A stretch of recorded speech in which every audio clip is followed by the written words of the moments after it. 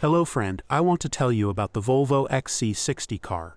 In the case of the XC60 facelift, among the minor technical and visual changes, the most important from today's point of view concern the drive units. And there were a lot of them.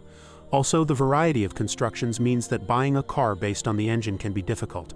Petrol engines can be divided into two types, small and large. The first are 4-cylinder 2-liter turbocharged engines, also biturbo.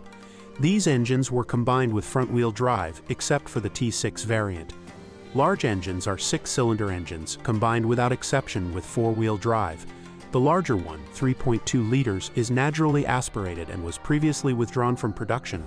The slightly smaller one, with a capacity of 3 liters, is supercharged and was withdrawn in 2015.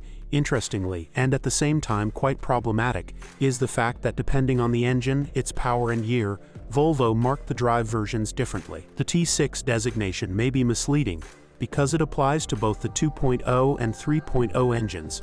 The manufacturer used the T6 designation for the 2-liter engine because in the period 2014-2015 it replaced the 3-liter engine in the range, and at the same time became the most powerful variant. This engine has a turbocharger and a compressor, thanks to which it develops as much as 400 Nm of torque, and, working with an 8-speed automatic, gives the best performance. It is also worth emphasizing that the 6-cylinder units have indirect injection, while the 4 cylinders have direct injection. Volvo has caused a bit more confusion with the labeling of the diesel versions. Here, in turn, we have 3 types of engines. The smallest are the 4-cylinder 2.0, but there are also 5 cylinders with a slightly larger capacity, also 2 liters. There are also 2.4-liter engines with 5 cylinders. The most powerful 4-cylinder, 181 or 190 hydrogen phosphide, and 5-cylinder, 215 or 220 hydrogen phosphide variants have 2 turbochargers. Unlike the petrol engines, only the AWD models have 4-wheel drive. Which engine should I choose for the Volvo XC60? In order for the car to have the right performance for its weight, it needs a solid dose of torque, and this is provided by all engines in the range. Even the weakest petrol engine generates 300 Nm. Interestingly, the second weakest engine in this respect is the 3.2. However, it makes up for it in capacity and power and consequently, characteristics. This engine is the least dynamic among the petrol engines, although it sounds nice. On the other hand, it is fuel hungry. Users report average fuel consumption of 12 L100 km. More powerful 2-liter engines burn slightly less. However, the 3.0 turbo breaks fuel consumption records, which needs an average of about 15 L100 km. The solution in this case is the LPG installation, which reduces costs by about 30 to 40%. People who aim for older models and low failure rate should still look for 6-cylinder versions and have the LPG system installed. Although servicing these units is expensive, e.g. timing chain replacement, the smaller number of failures and predictability are a great advantage. The naturally aspirated 3.2 is easier to service and potentially less prone to failures. Because although the 3.0 is also praised for its low failure rate, the turbocharger, twin scroll type, does not help with servicing and is another element for potential repair. 2-liter petrol engines have a good reputation, but the T5 and T6 meet the Euro 6 standard, so they are focused on clean exhaust fumes. This in turn means problems in the exhaust system, as well as carbon buildup in the intake and the engine itself. These engines require very careful servicing and quick response to any failure. LPG installation is not recommended. Diesels are considered more troublesome, and the black sheep in the range is the 5-cylinder 2.0 unit. Here, even block cracks occur. It is better to give up on this variant. The choice between the 4-cylinder 2.0 and the 5-cylinder 2.4 is a matter of year, condition, or mileage. Larger units are considered more durable, but on the other hand, they cause a bit more trouble. Sensors are capricious. The least troublesome are those produced up to 2010, meeting the Euro 4 standard. In newer ones, the DPF filter is a common cause of failures, due to the low power and typical diesel characteristics for pleasant driving in terms of dynamics. It is best to choose versions with power close to 180 to 190 HP.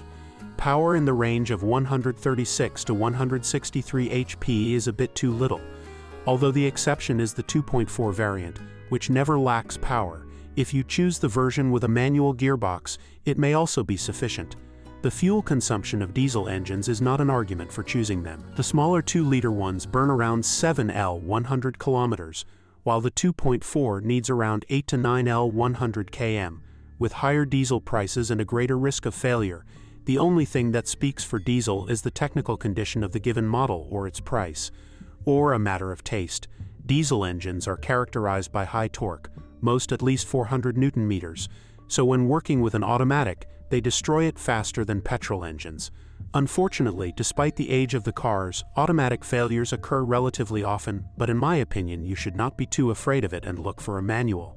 Replacing the dual-mass flywheel with a clutch in a manual gearbox can be no less of a problem, and often at a cost, than repairing an automatic gearbox.